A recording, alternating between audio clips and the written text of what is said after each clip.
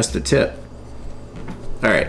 Hey there, beer tubers. Welcome back to Maxwell Starr's Beer Reviews. Here with a very special beer tonight. And for no apparent reason at all than the fact that I just want to fucking drink it.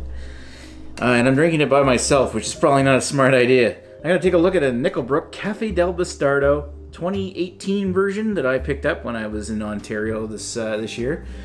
I was thinking maybe we could do it for a Beer Analysis 101 sometime, but I decided, you know, it's getting a little long in the tooth, and I want to drink it because the coffee's probably fading.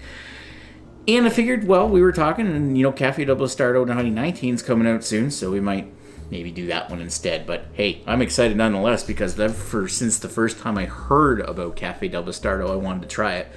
So what is Cafe del Bastardo?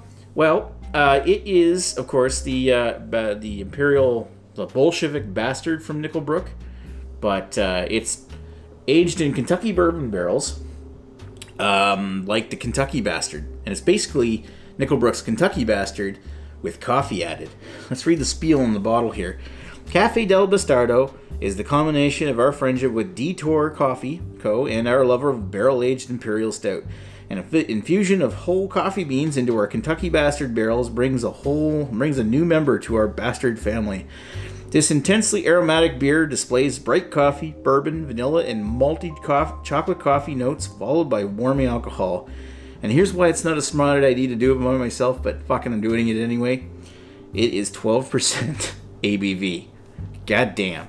And it's got one of those notorious wax caps, but I've actually taken the opportunity of warming it up first before I pop the cap off. Does that work? Ah, perfect. One try. Didn't even need to break the knife, so suck it, Ewert. Alright. Let's move right along to the beer. Let's give that bloody, beautiful beer a pour. Oh, damn. I gotta say, when I had Brook's Bolshevik Bastard was good. When I had their Kentucky Bastard, I'm like, oh my god, that was so fucking amazing. And I love coffee, so I'm excited to try this, and I made a point of bringing it back. I think the sucker was like $14 for a 500 milliliter bottle, which really isn't high mileage for your dollar by any means. Wow, look at how black that is. Black as night. Thick mocha head on it. Not a like heavy, like big mocha head on it, but a nice, deep, rich color. Hardly any light getting through the bottom there. I'm getting like a slightest twinge of brown, but outside of that, nothing. Black as night, just like it is outside in the middle of September. All right, that looks rich and beautiful. Let's give it a whiff. Oh my. Not much of the coffee. What I do get is that nice rich vanilla butterscotch. A lot of, almost like peanut butter. Yeah, so quite a bit of vanilla bourbon notes coming out of this thing. Very rich. The coffee's there. I'm getting like a little light espresso or coffee kind of note to it. Like a fresh, like a brewed coffee. Not what I would call a freshly brewed pot of coffee, but a nice dark roast.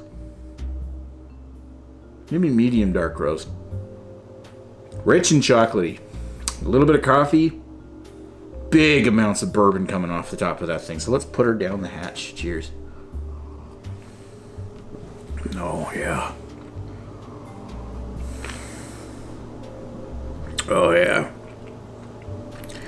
And warming going down the back. Almost like quite a bit peppery spicy, too. On the forefront of the palate, nice warming smooth tones of vanilla and bourbon, caramel, little hints of butterscotch, fading into the back where it's got the dark roast chocolate and bits of coffee. Again, I don't know how the coffee is supposed to be in this in a fresh bottle. There's a little bit of coffee there, but I'm almost thinking like the coffee doesn't taste stale, but the coffee doesn't like taste like there's a lot of coffee there. And that might be because it's faded and now all the other amazing flavors that are in this have come up to the forefront. Maybe they should have used more coffee. Maybe I should have drank it fresher. That's where we're at right now. But it's for a 2018 bottle. And really, it's a 2018 bottle. If they didn't come out like in over the winter time, this is geez, does it have a stamp on it? Does it say when it was brewed or bottled? Not really. Anything on the cap?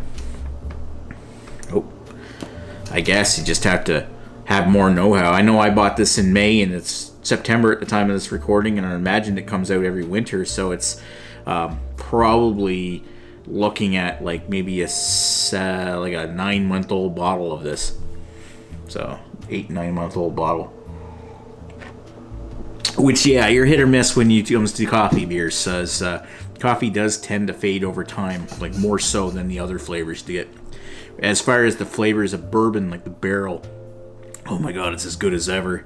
It seems like a little smoother, a little tamer than like Kentucky Bastard, from what I remember about Kentucky Bastard. Like, it's not quite that amazing, but at the same time, it's thoroughly enjoyable. And if you like barrel-aged beers, I can't see why you wouldn't enjoy this. I guess the biggest thing about this is going to be that if you wait too long, like I probably have here, if you're looking forward to drinking something, like if you're a huge fan of drinking coffee, which I am, if you love coffee and you're looking to drink this beer specifically to get a coffee Imperial Stout, it's more like Imperial Stout with a little bit of coffee at this point, because the coffee is either A, faded so much, or B, they didn't use enough of it. And who knows, they might change that. Like craft beer, they evolve, they devolve, they change every year from year to year, or from batch to batch variation.